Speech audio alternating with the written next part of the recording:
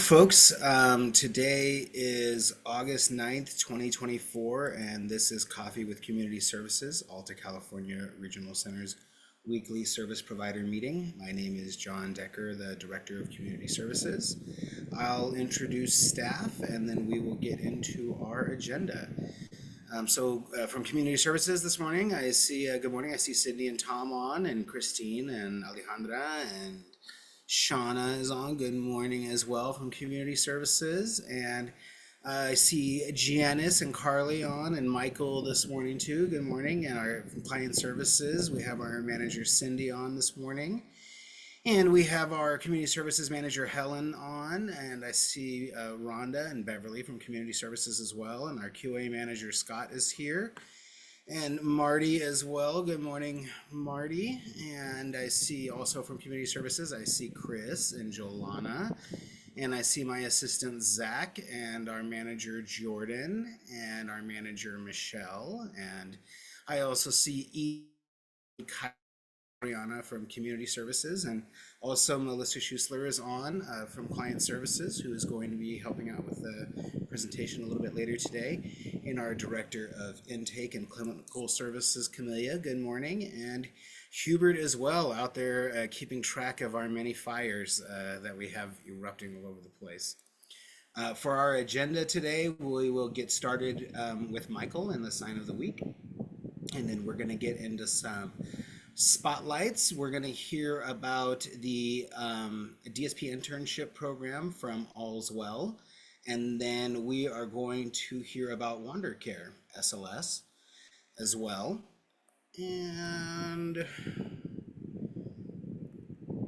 there we go. Additionally, we are going to go into a bit of an in-depth update on the rate study and the service provider directory. The department released additional information, and so we're going to go over that with you. Answers a lot of questions that folks had last week. And we are going to be discussing FMSs and the self-determination program. So we'll have Sydney and Melissa, and I think Kat's joining us for that one as well. And we're going to get an update from Michelle Duchesne on DSP stipend and HCBS numbers with Scott. We've got some breaking news on HCBS numbers. We always have breaking news every day. All right. So I am going to spotlight Michael, and we are going to get started with our sign of the week in Deaf Culture 101.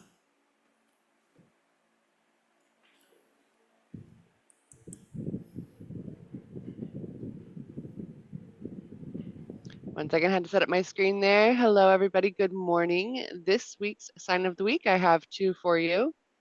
We have help and please. This would be very beneficial for all of you working with deaf clients, deaf and hard of hearing, knowing the sign help and please. So for the sign please, you use your dominant hand. So if you're right-handed, go ahead and use your right hand. If you're left-handed, go ahead and use your left hand. You put your hand on your chest like this with a flat palm, and you rub it in a circular motion over your chest. So you rub it in the direction moving away from the side that you're using. And for the sign help, you use your hand like this. You use your non-dominant hand to support the dominant hand. I'm sorry. Yeah, you use your non-dominant hand to support the dominant hand, and then you pull the sign up with your thumb up. So help me please would be the signed as please help. So please help. Or you can just do a help like this. And now, okay, everybody's got that. We're going to take a little moment to discuss Deaf Culture 101. And I will also make sure to add the YouTube link for practice of the sign of the week. For Deaf Culture 101, we're going to be focusing on name signs. So you may be wondering, what is a name sign? In the deaf community, a deaf person has a unique way of identifying themselves instead of having to fingerspell their whole name every time they meet somebody or every time they talk about themselves or somebody. So a name sign is given based on personality or characteristics, and somebody within the deaf community gives the name sign to a person. And this is very, very deeply rooted within our culture. My name sign is like this for Michael. And the reason why is there's three reasons. I'm always smiling or laughing. The second reason is I always have the red cheeks. So whether it be because I'm embarrassed or I'm hot or I'm cold or I'm upset, my emotions affect my cheeks. I always have the red cheeks. And I have three sisters. I am the third child. I'm a boy. All my older siblings are sisters. So I ended up with this name sign of three to indicate these unique characteristics about myself. So when I introduce myself, I say, hello, my name is Michael, like that, with my name sign. Now, keep in mind, deaf people will give a person a name sign, and typically it's given to a person who is immersed in deaf culture, who has been learning ASL, and it's an important thing for you to know that everybody does want a name sign. However, it is appropriate to allow a deaf person within the community to give you that name sign rather than just approaching somebody and asking, can I have a name sign? This will be developed over time. A deaf person will decide to give you a name sign after you spend some time learning the culture, attending events, socializing with deaf people, and learning ASL. So now you know about name signs, and when you're meeting deaf and hard of hearing people, you'll understand that they have a name sign unique to them. Excellent. Thank you very much, Michael. And this is an excellent reminder for me that when I do my introductions of staff, to talk a little bit more slowly, because our interpreters are doing finger signs for each of those names that I'm doing. So I'm going to remember that to be a little bit slower when I'm doing my introductions of staff. Thank you, Michael. Appreciate it. I am going to introduce folks, or we're going to throw it over to Jessica Kiles. Hi, everyone. My name is Jessica. I am the recruiting manager here at Aldwell. And I'm not sure if you guys have heard about our DSP internship program. We actually launched at the very beginning of this year. And, thank you, John and, Alta Regional for, sharing or allowing us to really pilot this program with some of the providers. It's been a great experience for us.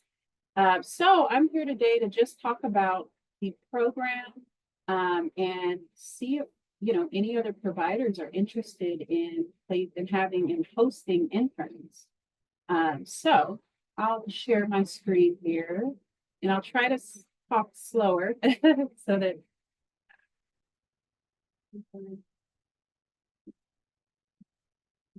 Can everyone see my screen? Looks good. Yep. Perfect. And remember, Okay. folks, this is the statewide DSP internship program that you guys have heard so much about that we've been working on piloting here at the Regional Center. Right. So to dive in, we'll just chat about the program goals, the program overview, like our hiring process, the vetting process, and then the interns required training modules. And then we'll just kind of, talk through, what we know now as, we've progressed into the program. If you guys have any questions, feel free to, ask. And then I'll share my email if you're interested in, hosting interns, but I'll share it in the chat. All right, so all is well. We're a healthcare staffing agency under the Act One Group.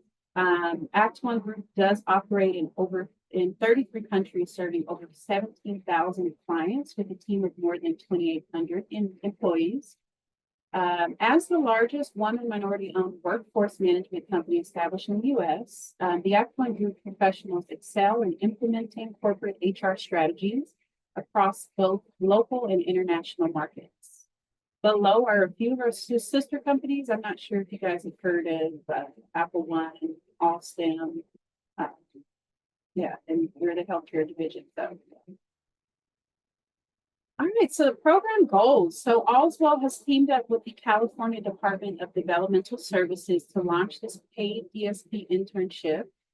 Our main objective is to spotlight the role of a DSP and strengthen the workforce by offering this opportunity to individuals unfamiliar with the DSP role, entry-level candidates seeking a career path, those with some experience looking for a suitable provider facility, students seeking hands-on experience to advance their knowledge in careers such as physical therapy, occupational therapy, or employment services, and then candidates interested in developing leadership or executive skills in the field.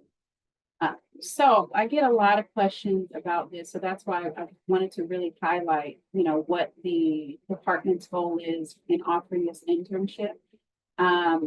We get candidates that have zero experience, and they're coming in looking, they don't know what they're looking for, to be honest. And then we get some that are, have great experience with the DSP, but maybe they were working in a facility type that didn't necessarily align with them. As we know, whether that's they were working in like a day program and they are better and suited for like a residential program or community service or vocational service program. So it's our goal to align them with the facility, that will suit them.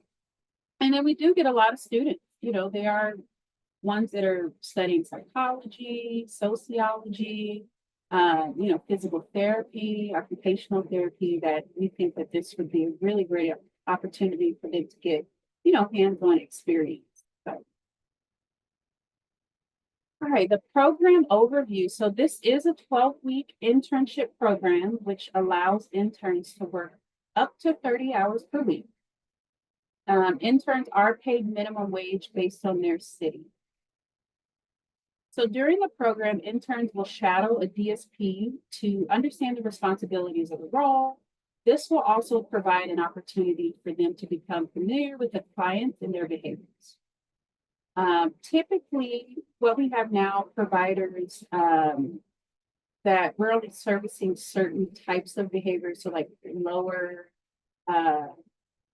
behavioral homes, nothing that does require them to have to de-escalate behaviors or, any of that. So I believe it's like the 505, 510, 520 homes. I don't know if that, and I'm still learning myself. So it's definitely been a journey, but yeah. So interns can assist their DSP mentors with meal prep, tidying, basic personal care assistance, reporting and notes, and client engagement. Interns are not permitted to, again, de-escalate behaviors, transport clients using their personal vehicle or company fleet, manage medications, work overnight shifts, or work with minors.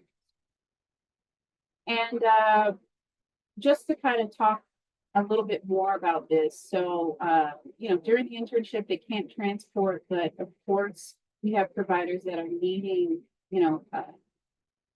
employees to be able to transport clients around. And that is something that we vet for, because the goal of this program is that although it's an internship, that once they get familiar with the role, that you all will offer them a permanent position at the facility. So we are looking for, interns that do meet your requirements as well. Just something to know. And then as far as the overnight shifts, that is a question we get a lot. We cap it at interns are available to only work until 11 p.m. And the reason is, we didn't feel like there would be much that they would be doing, if they were to stay overnight. It's usually quiet. We want them to get the full experience. So.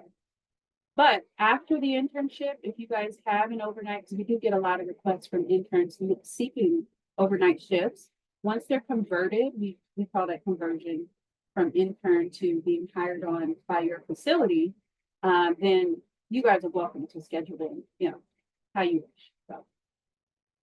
And then lastly, work with minors. And the reason for this is because we cover basic background check, and I'll get into that later actually.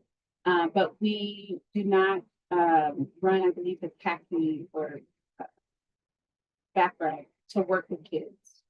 But we also get a lot of interns that do seek, employment with working with kids. They love kids. They want to work with kids. Again, once you guys have identified them as a fit, then you guys are welcome to offer them and place them anywhere you see fit. So our hiring process. So interns undergo a multi-step process beginning with the review of a day in the life of a DSP video, which provides them insights into the realities of the role. Following this, every potential intern undergoes a thorough interview conducted by one of the recruiters at our team, ensuring that they do align with the provider's culture and the client's expectations. Once they've completed these steps, interns do proceed with the onboarding process to ensure compliance with volunteer guidelines before commencing their internship. And then at that point, we do match suitable candidates based on factors such as geography, schedule, specific settings that they'll be placed in during their internship. So yeah, and then something that I like to highlight here is that these interns, some of them lack experience, work experience, life experience. So, just something to consider when you're, posting interns. Now, once the fit has been assessed, an Allswell recruiter will provide a designated manager with a brief candidate bio, including their availability and resume.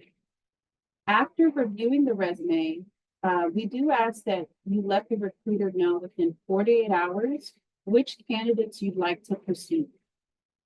And then we'll keep you updated on their onboarding process.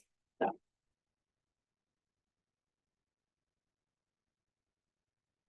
Okay, as far as the vetting process, Allswell operates with a specialized medical compliance team to ensure that each intern fulfills essential requirements, which includes HCA registration, live scan fingerprinting, TB test clearance, education verification, and we do check references as well. Now, once the interns have cleared, we will collaborate with you to arrange their start dates, and a recruiter will also send you their HCA clearance forms and their TB test results. Now, although we are unable to disclose any personal information other than these two things here, we do encourage providers to gather relevant information that they need from the interns on their first week, usually their first day. Something else to note is, a lot of the providers do have an orientation their first week or first day, which we found to be the most successful because, again, these interns may have limited work experience overall, so they need some direction, so. All right, the required training modules, so they do undergo paid training through us, and these are some of the modules I thought it would be nice to share with you guys because I know that each provider does have their own unique training as well. So they do go through a sexual harassment training, PPE, safety training, child abuse and neglect, and then they do see We're Here to Speak for Justice. I'm sure everybody on this call has seen that. So. All right, and so, let's talk about what we know. We know that interns are seeking permanent positions. That's really the main goal. Nobody wants to, few of them are looking to start a position for only three months and then, hop around. They are looking for permanent positions. So we do share with them that, and with the providers that you can hire them at any point during the internship. So even if they start on day one, by day two, you say, you know what, this is a really strong candidate. I would love for them to join my, team. You guys are welcome to do so. All we ask is that you just let us know. Send the recruiter an email, and that's pretty much it. So we do know that day programs generally have a higher success rate from converting interns to permanent roles and filling, just because, for obvious reasons, structure. typically day programs are pretty structured. They have set times and everything, and it's pretty organized. We do find that some of the residential programs are a little hard because it's a little bit more personal. You know, they're kind of going into a home and they don't know what to expect. So then they, you know, and then personality fits and all of that stuff. And then interns tend to be more successful when they attend a formal orientation training before job shadow. So again, we have kind of already discussed that. So, and then conversion requirements and feedback, we've already discussed that as well. If you guys want to, you know, hire them on at any point, just let the recruiter know. So, as far as feedback, you know, if a intern is in your program and, you know, we want to hear everything, the good, the bad, how it's going. The recruiters do check in pretty frequently to, you know, hear from you guys to see if it's a fit, your thoughts, any kind of additional training they need, etc. So yeah, that's pretty much it. And all of this is you know, usually I share this when we have our one-on-one provider calls, which is why it says next steps.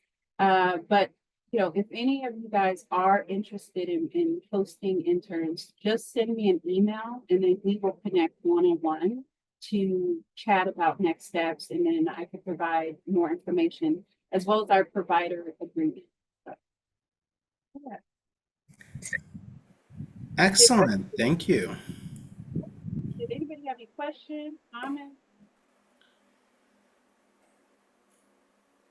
Well, let's do this. Like, are you able to drop your PowerPoint into the chat so folks can keep it forever? Yeah, I'd be happy to. Yeah. Yeah, well, Email address. yes, please. Your email in there too. And then let me see. Let me have you stop sharing and then we'll get our, let's see if I can get our group back up here and let me check in with folks real quickly for questions. All right. Let's see. One moment. So, service providers, we've got about 65 of you or so on. Any questions about this that you might want to ask right now? You're going to get in the chat the PowerPoint. You're going to get also the email address for Jessica for you to be able to follow up with her. And again, you know, we like to promote anything that we possibly can at our regional center to help support you having the workforce that you need to be able to meet the needs of our clients. And so we're hoping that this is something that you would be willing to take advantage of. And we thank you, Jessica, for presenting. Of course. Yeah, I'll pop that in and then I will talk to you guys later. It's been a pleasure. Excellent. All right. I believe that for our next spotlight, we are going to be talking about WanderCare SLS.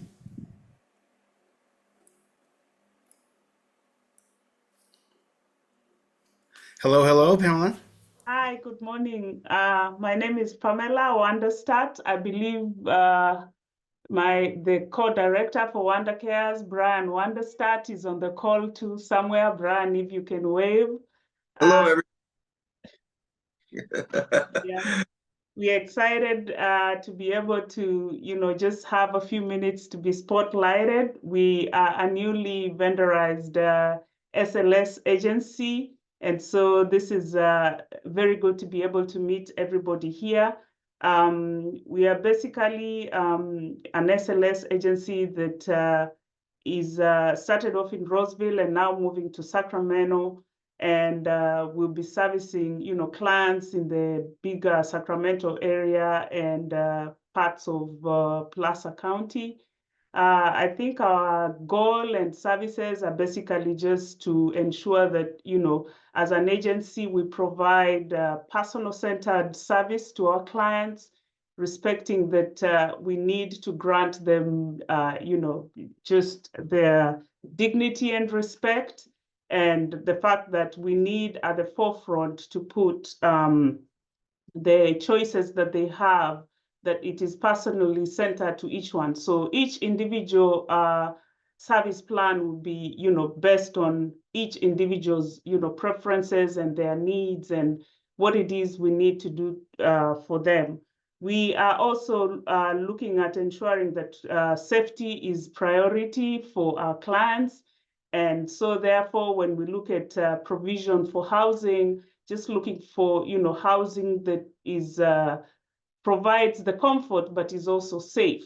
And talking about housing, we are also looking to, having our clients have the ability to be able to probably get housing that they can share so that it can be able to, minimize the amount of money that is due to them to pay for housing.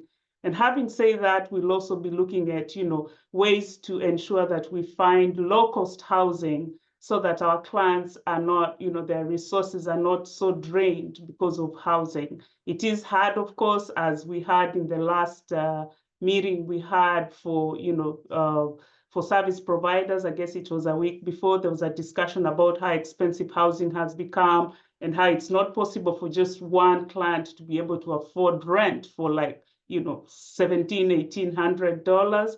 So to look out for housing that, they can be able to share maybe with a compatible, client, stay together and be able to take care of that. Of course, we respect the fact that they also have, circle of support, which includes family and friends. We, of course, are looking at encouraging that to ensure that clients are able to, continue to have support, from their, whether family or friends, and also allow them to assimilate into the community so that they live the day-to-day life like everybody else, despite their situation. Employees, of course, given that they're, the direct support staff who deal with the clients on a day-to-day, they play an important role because we get to leave them with clients on a daily basis. Therefore, important that, as we hire them, we are training them to ensure that even during their own orientation, they're able to understand things like the client has rights, and it is important to ensure that as you take care of the client, please respect the fact that the client has rights. And looking at, ensuring that they also understand issues around, boundaries, just respecting that there have to be boundaries to be maintained and respected, that they are there in their capacity to take care of their client, and there are certain boundaries which cannot be crossed. We are looking at things like, mandated reporting. Is there an issue that you noticed? You need to, come up quickly and talk about that. We are talking about zero tolerance to, any abuse or neglect to our clients, because they are important and we leave the client in the employee's hands. So it's critical that employees understand that from the onset, so that as they take care of the clients, that is respected. We'll be looking at, of course, the other resources, just the generic resources in the community, ensuring that the clients are able to also benefit from whatever resources that are available to them in the community. We look at our team ensuring that they are able to, have our clients go out and, they're living independent lives, but also ensure that they're also, getting into the community and also enjoying the resources that are available to them. Of course, there are other resources which may support the client in terms of them, reducing costs, things like the CalFresh, EBT. This is not, every client doesn't have that on the onset, and the fact that some of them also don't have IHSS, we have to actively go out and look at some of those things to ensure that optimally the client's resources are not so drained, but also the fact that we have to exploit whatever resources that are available to us in the community to ensure that the clients, as they live not comfortably, but they're also enjoying what the rest of us enjoy from the community. So basically, that's what I think, John, I was told I only have 5 minutes. I'm sorry if I've gone beyond 5 minutes, but I'm excited to be able to speak to everybody and hope that we'll continue interacting. It's exciting to be able to, I know I attended like the meeting last 2 weeks ago. It was exciting to engage with the rest of the Alta regional team, just share ideas and stuff. It was a very eye-opening, and insightful presentation that was presented by, Carol, Tom, and John. And also the fact that that engagement with the rest of service providers was quite good. So going forward, we look forward to working with the team at Alta. We look forward to engaging with, service coordinators. We look forward to engaging with other service providers just to ensure that as we all stay united in, ensuring that the SLS philosophy is upheld and that we continuously, support our clients in their well-being and just ensuring that they have, that we make a difference to their lives and they have, a meaningful life and impactful. Thank you. I think that's what I have. It's excellent. Thank you very much. I don't put anyone on a timer for how long they can present. I appreciate you bringing up Tom. Tom did a fantastic job. Oh, there he is right there. He popped up on my camera too. I see him. Did a great job, Tom, at that SLS vendor forum, working in our community services department. You definitely get put up in front of crowds from time to time, and you did an excellent job. And Pamela, I loved it just because we had a big group of people that were all providers together there, and people just got to interact with each other and see people actually in person. So I'm really looking forward to more of those types of in-person vendor forums. And thank you very much for taking the time to talk about your agency and be able to talk about I think the hopes for the future as you continue to grow and expand the area that you cover. So thank you very much for the presentation. Thank you. I appreciate it. I'm going to jump to my schedule because I want to I know we're at 11:36, and I'd like to get Melissa Schussler, and I'd like to get Kat, and I'd like to get Sydney started next, please, if we could. And I think you're all co-hosts. Thank you. So the SDP team just wants to give some updates about IF services and related to now working with FMSs and some upcoming changes. So Kat, if you'd like to go first, and then I think Sydney will take it over from there. All right, so I'm going to try to share my screen if I can. And a number of these providers may not be currently offering self-determination services, so it'd be good to remember the acronyms and spell them out for some of the service providers here. Thank you. Like a PCS. Okay, so I'm a participant choice specialist. I am more so working on the back side of things to help with self-determination program. I help the clients as well as our service coordinators. But I'm going to share with you guys about our pre-enrollment supports. So this is the flyer that we have posted on the website if you wanted to view it on there. But what we have on here, we see that DDS has brought back our option A for our pre-enrollment supports. So with this, they can access a person-centered plan and transition support from an independent facilitator through an 024 purchase reimbursement. It does have a maximum of a $2,500 limit for that purchase. And this is only going to be available through the end of the year as of right now. So those that are utilizing this option will have to stop accepting new clients by the start of November. And DDS, as of now, will stop funding it end of this year. So we also have some upgrades to our option B. So in addition to the $1,000 towards the person-centered plan, you can get 40 hours of support, up to 40 hours of support from an independent facilitator. Before, it had to be through one of our vendored independent facilitators. Now we have the option to access non-vendored providers through participant-directed services. So they can access the same resources. Just it opens up to more availability for different providers. So this would be accessed through an FMS since it is participant directed services. That money would not come directly from ACRC if they're not vendored with us. But that's just kind of going to parallel our vendored options within option B. We have the financial management transition support.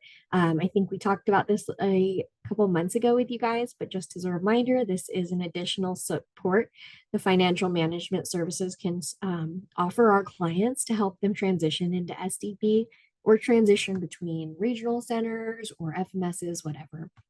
It's going to be more in-depth coaching and education, and just hands-on support and helping the clients to really have a firm understanding of SDP and how to support themselves in SDP. And we have this on our website now if you'd like to go and refer to it. Available in all of the languages. We also have our list of providers that will be updated on our website regularly as well. And all the options that Kat just went over, that's all being funded outside of a participant's SDP budget and spending plan. So once a client enrolls into SDP, if they choose to continue to work with an independent facilitator, that would come out of their spending plan funds. But all of these supports that were just reviewed are considered pre-enrollment support. So it's to help the client navigate through the process of getting into SDP, and that's being funded through regional center through those different payment options. And an independent facilitator is an optional role that a client can hire, and that's something in SDP that's not in traditional services. So it's that support to get into SDP. And then again, once they're in SDP, the funding then comes out of the spending plan. It looks like All you right. have a question in the chat that has popped up. I am working with our current PDS FMS providers right now to get that list sorted. So I will get that list of FMS for PDS services out soon. And then moving on to the remainder of, sorry, I'm pulling up my. And while you pull that up, I'll just also expand on the FMS as well. There is information on DDS's website about each FMS provider per regional center. Sydney has been working very, very hard to bring on new FMS providers. So we do have some new ones that are not yet on DDS's website. So we are working on updating that. But if you do need more information about the providers that are vendored with us, feel free to reach out to myself or the SDP questions inbox, and we can share that information as well. Are you guys able to see my screen? Probably not the way you want us to. There we go. Are you able? Okay. Now we got it. Perfect. Okay, so these are just some of the remainder of the updates that DDS had sent out, as well as just some like review of the vendorization process and everything. So just to emphasize that 2,500 for the PCP is only available until the end of the year. And again, you have to be started before the 1st of November. And one of the important things that they outlined is that the independent facilitator needs to meet with the client and planning team to create a timeline for completion of enrollment. So that way, like the process isn't like dragged out for too long. And whether you're a participant directed service, independent facilitator, or you are through the regional center, you have to use the template for billing that DDS released. So that's here on the slide.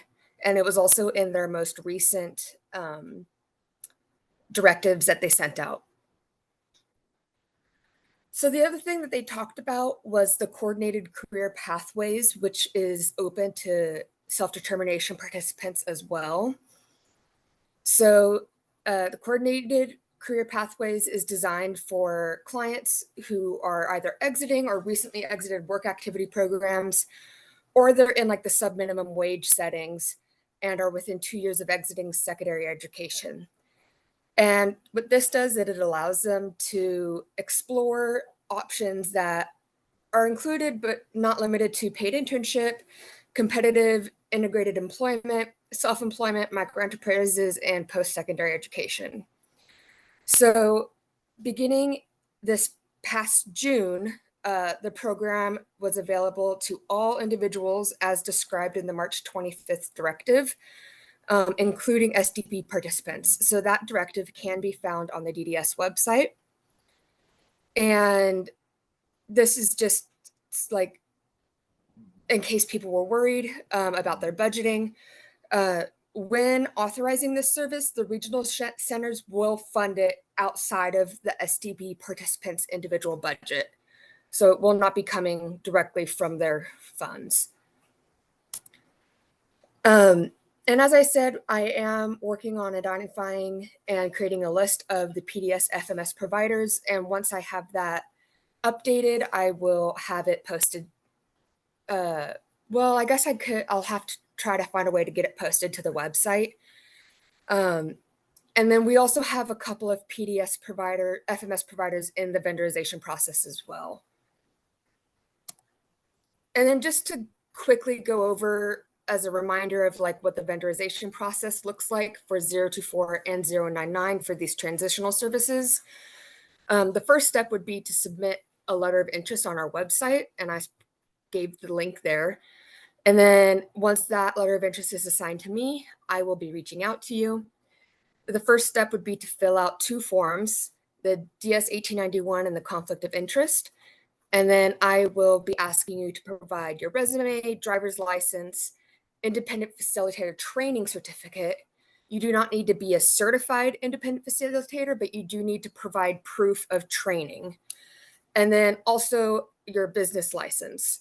The business license is required of all ACRC catchment areas except for Nevada County, but there may require different documentation depending on which town or city that business is located in Nevada County.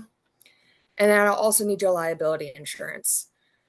Once we have all that done, then we move on to filling out the vendor packet, and you'll have some trainings to complete. And then you also have to make sure that you complete the online OIG portal so that we can get the Medicaid fraud check.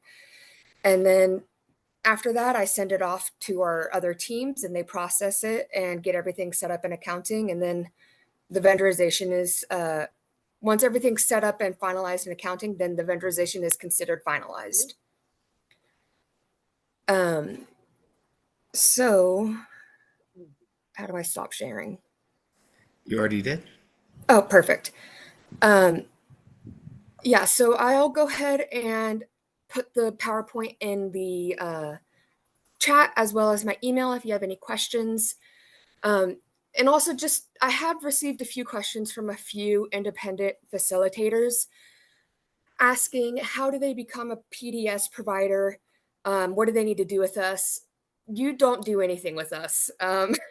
You are a community provider that clients will come and reach out to you, and you will be only like reached out by clients. We will not be providing clientele for you. That is the benefit of becoming vendorized with us, is that you can receive referrals and you have access to that from us. But if you are going under PDS, then you have to advertise your own services and wait for clients to come to you. And then you will work with them to get paid through the FMS.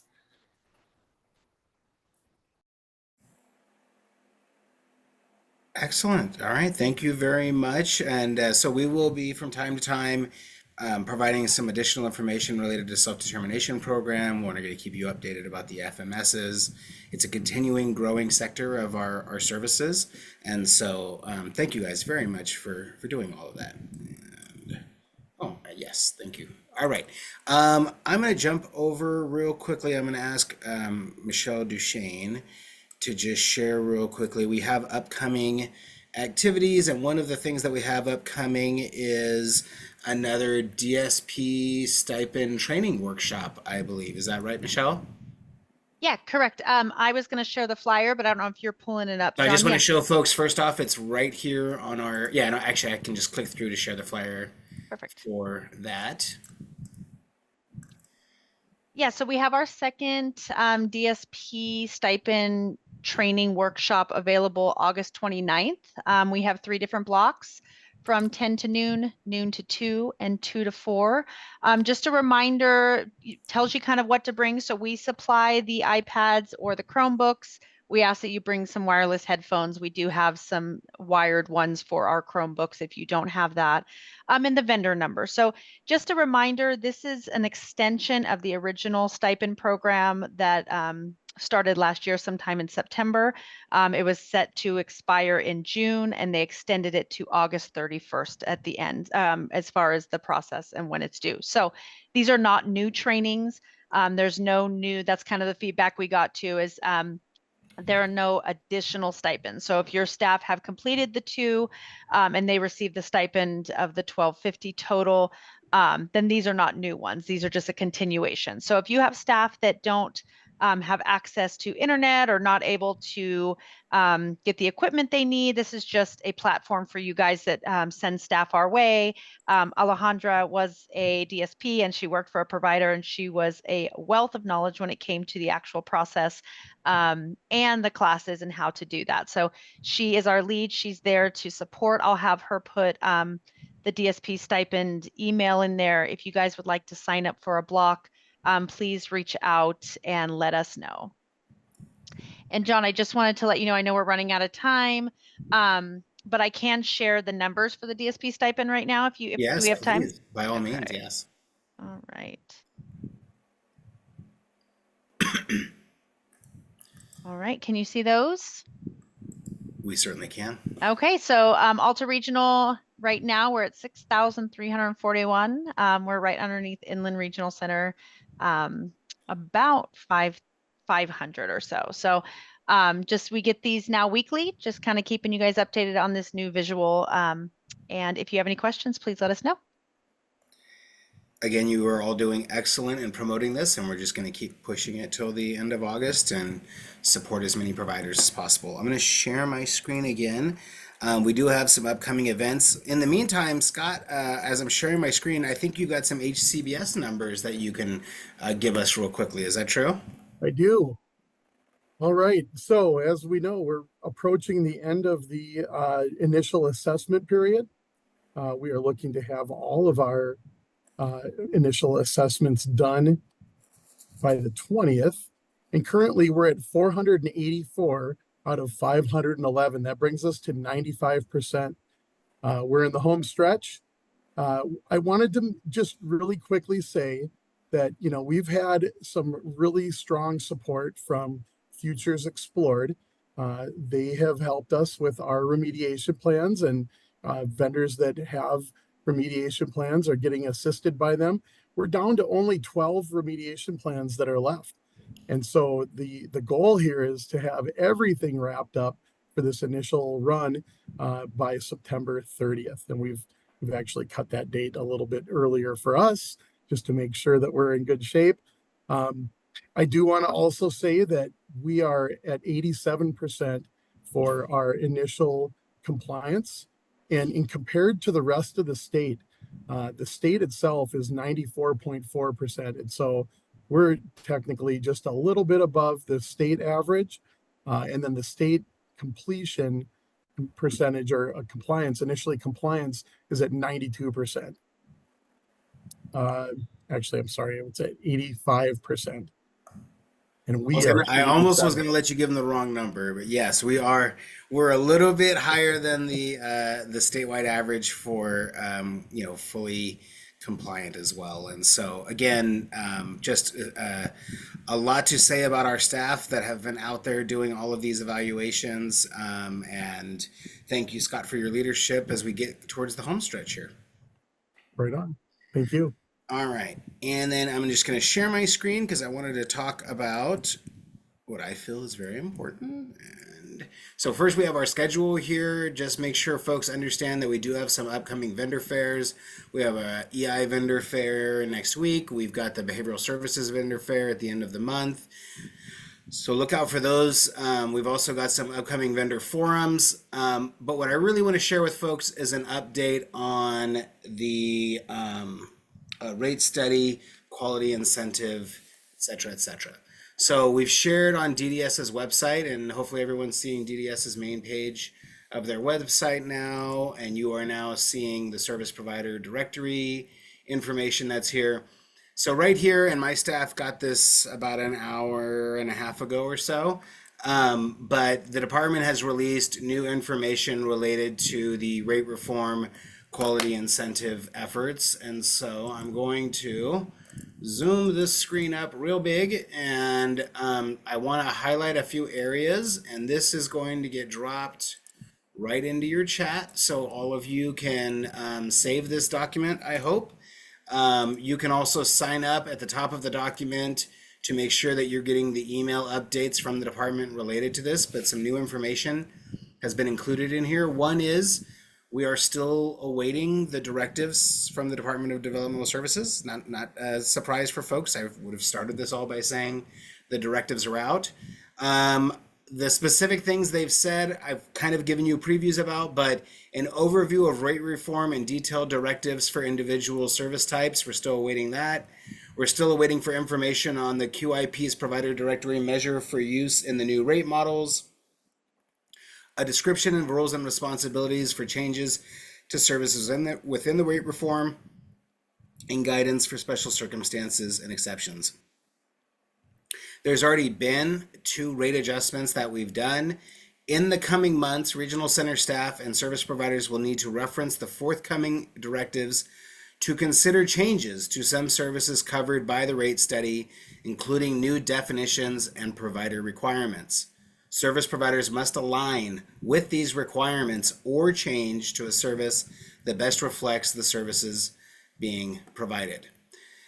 One thing, and none of this so far is, I think, really any new information.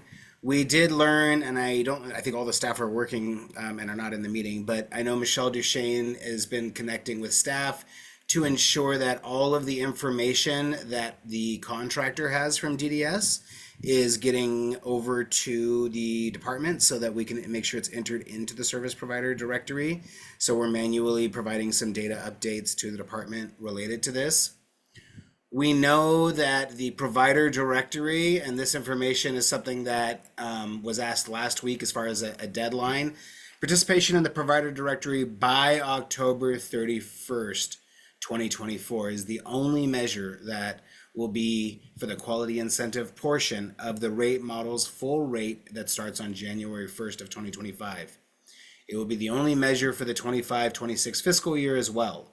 DDS will be sharing more guidance on the enrollment and validation process in the coming weeks.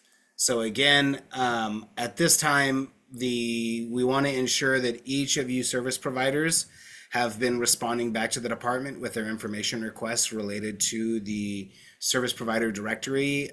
We've received reports from last week from you service providers that it was not too onerous, but we also know that some of you, have like one vendor number and some of you have many vendor numbers. And what we learned is that, there's data entry required for each of those.